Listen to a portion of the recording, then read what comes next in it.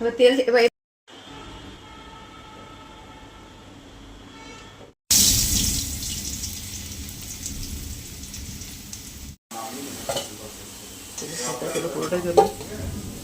গরম হয়ে এলে লঙ্কা